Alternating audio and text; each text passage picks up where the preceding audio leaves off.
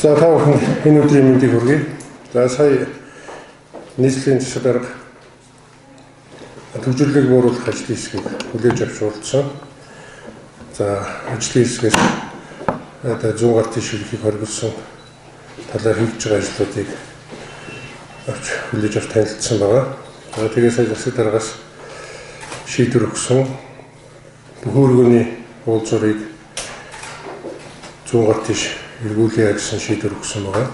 Тэгээд шийдвэрийн дагуу бид өнөөдөр тэмдэглэлүүдээ өөрчлөөд өнөө шинэ ажлаа хийж дуусгаад ингээд 100 гаруй тийш өглөө маргааш өглөөнөөс эхлээд 100 гаруй тийш ирэхийг зөвшөөрсөн тэмдэглэлийн байрлалууд ингээд маргаашаас ажлын мэдээд эхэлнэ. За 100 гаруй тийш интернет үргэлжлэнээс 100 гаруй тийш ирэх хэрэглэдэг хориглох 7 уулзууд дээр хориглох тухай ажлын хэсгийн шийдвэр гарсан. За энэ нь бол ямар нэгэн захиргааны хэм хэмжээ тогтоосон эрх зүйн акт гэдэг юм захирамж бол мэдээж гараагүй. Замын хөдөлгөөнд оролцогч замын хөдөлгөөний тэмдэглэгийг харж замын хөдөлгөөнд оролцсноо гэсэн заалтын дагуу энэ бол зөвхөн хөдөлгөөний чиг заасан тэмдэглэгийг л өөрчилсөн байж байгаа. Тэгэхээр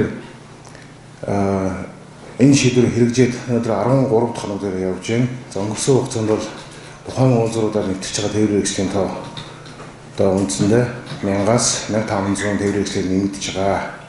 Энэ нь одоо замын хөдөлгөөний удирдлагын төвийн тооллогын бүртгэлийн програм хангамж одоо холбогдох телевизэн дээр гарч байгаа тоолгын үр дүнгийн мэдээлэл.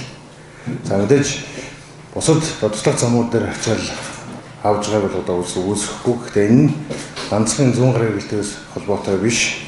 Жилийн одоо 9 сарын 1-нд орон нутгаас Улаанбаатарыг зорьсон тээврийн хэрэгслийн тоо нэмэгддэг. Энэ жилийн тухайд бусад постууд дээр яг тасалбар авч хөдөө орон нутгаас ирж байгаа орон нутгийн дугаартай тээврийн хэрэгсэл гэхэд 72800 тээврийн хэрэгсэл 72800 тээврийн хэрэгсэл Улаанбаатарт орж ирсэн байна. За энэ хэрээр бас Улаанбаатар хотын ачаал зам хөдөлгөөний ачаал бол нэмэгдэж байгаа.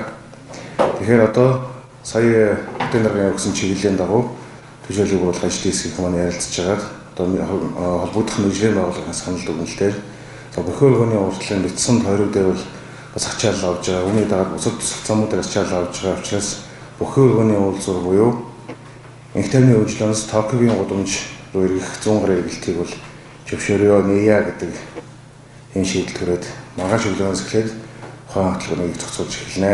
Энд бол ямар нэгэн нэмэлт санхүүгийн зардал Монгол гарахгүй зөвхөн гэрэл тохионы горим өөрчлөх 100 гаруй шийдэлтийг нэмэх ийм л ажил хийгдэх. Үндсэндээ маргааш өглөөнөөс эхлээд бол инх тайвны үйлчлэнээс Токиогийн гудамж руу 100 гаруй эргэлт нээж байгаа гэсэн